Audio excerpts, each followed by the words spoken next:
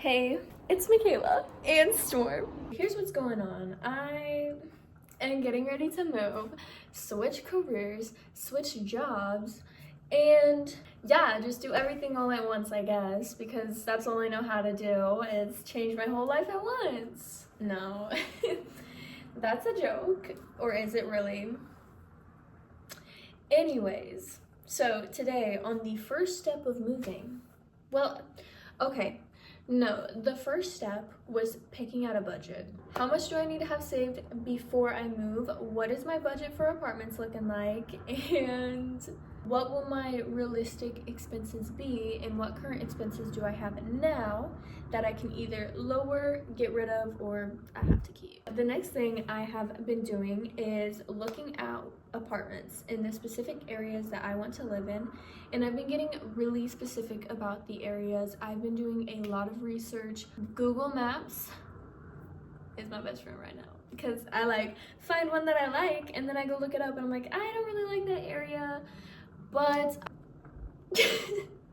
there has to be a compromise somewhere because I can't get everything I want. Or can I? It just hasn't popped up yet. Now I'm kind of on the preparing on my side rather than doing research phase.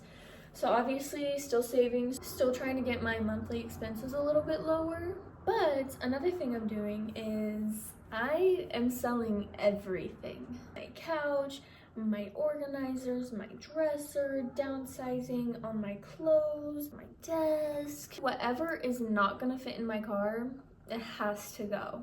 And so I'm trying to sell it first, and then if it doesn't sell, obviously, I'm going to donate it. Oh, something else really important. I started taking courses, in digital marketing, actually, in e-commerce.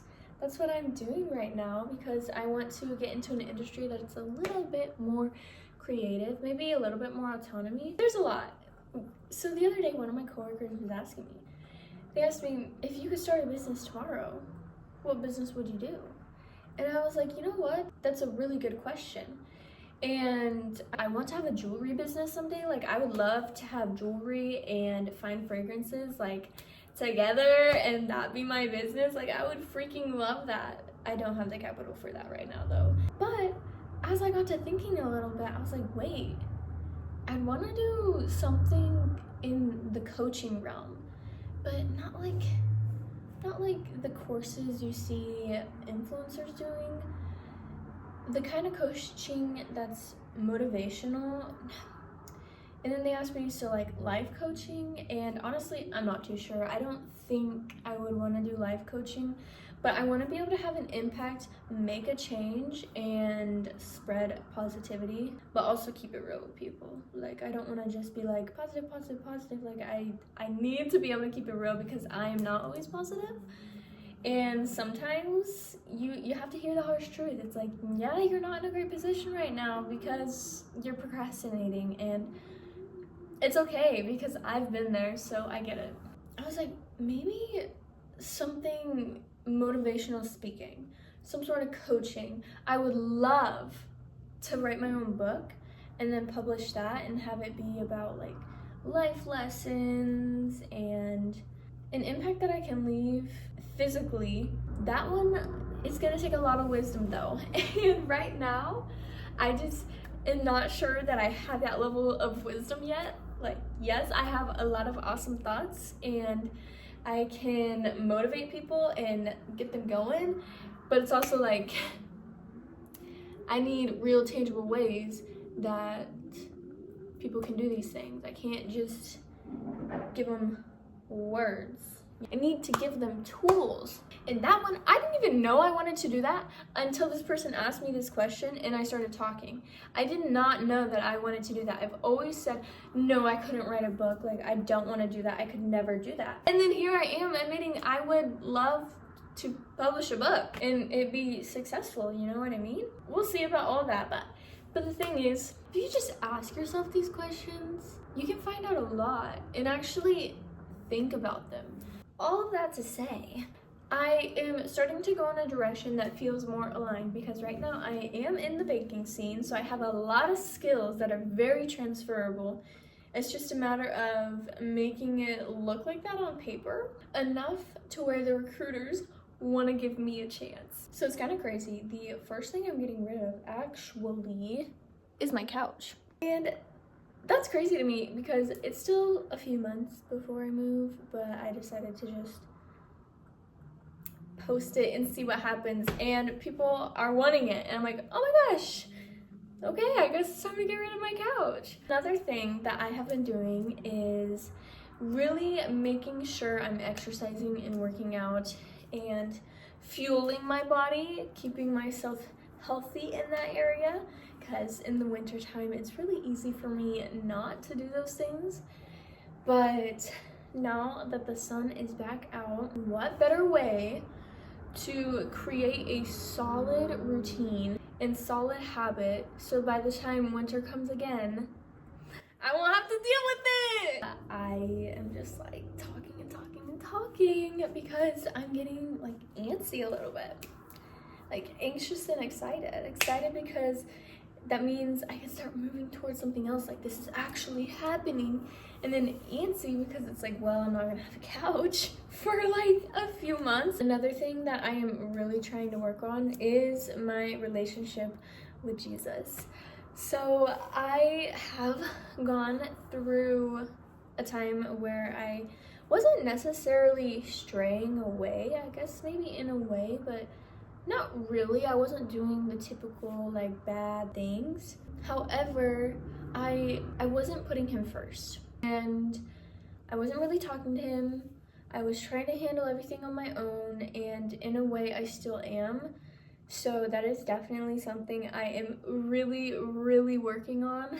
Just trusting in him, having faith, and then also putting him first. So I heard this from another person. People ask, why isn't God blessing me with what I want? Why isn't he showing me abundance like he promises? But you really have to take a step back then and really be self-aware and be brutally honest with yourself. How much are you actually prioritizing him and not your goals? Him over your goals, him over everything. And I'm guilty of this too, and that's why I'm bringing it up. You are not alone at all. There are people who are like that as well. But you don't want to stay there. You want to grow and move forward and come closer to God and to Jesus, because he is always there, just waiting for you, waiting for me. And sometimes, I can't remember what book of the Bible this was in, so if somebody knows, you can definitely comment down below. But God was making these people's lands not prosperous for a reason. He said it was him making their lands not prosperous. It wasn't the enemy, it wasn't them, it wasn't anything else other than it was God making sure that land didn't prosper. And he did that for a reason. He did it because they weren't following him truly. They weren't putting their full trust in him or fully trying in that way. They were still leaning on their own understanding and trusting in what they can do. And also another huge thing that I learned, like, I don't know, it just freaking clicked today. I also was listening to somebody else speak on this, and that's the way it clicked. I was like, you were so right. Say in the forest, when Jesus was in the forest, the enemy was trying to get Jesus to do all of these things and to turn stone to bread and to jump off the temple and have the angels catch him. And in those, you can see that the enemy isn't using his strength or power. He is trying to tempt you to use your own strength and understanding and to make you test God. And that is what the enemy tries to do. He tries to get you to lean on your own understanding, on your temptations, and it's never really his power, ever. So I thought that was really eye-opening for me, actually. I heard that, I was like, whoa. And then along with leaning into your own understanding comes procrastination. Not just laziness, procrastination. Because if God has something for you to do and you don't do it, or you procrastinate doing it, or you do it really quick just to get it done, you are eventually, little by little, going to stray away from him, and other thing that leaves the door open for other things to come inside because you are procrastinating and delaying what God has for you, so other things are gonna find you and you're gonna find other things because you're being delayed of what God wants you to do and where he wants you for a reason. This is a bunch of talking and kind of all over the place. I guess I just had a lot to say. Anyways, wish me luck on this. I will be trying to do a lot to align with what God wants me to do, and that's still such a great work in progress. That's something I am going to have to be working on every single day because that kind of thing just doesn't come naturally for me. It's like I may not be doing bad things, but am I doing the things that I am supposed to be doing? I don't know because I have not put God first, basically.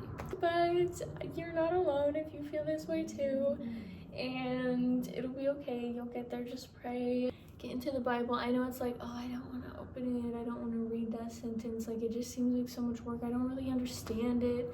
It's like, just open it and start reading. Like, in the beginning, you just have to, just like anything, you have to get accustomed to it. You have to just start little by little. You can't start something and go full force and expect it to work out and you stay consistent at it. You have to start little by little, and that is okay. You all have a wonderful, great weekend, day, week, whatever it is for you.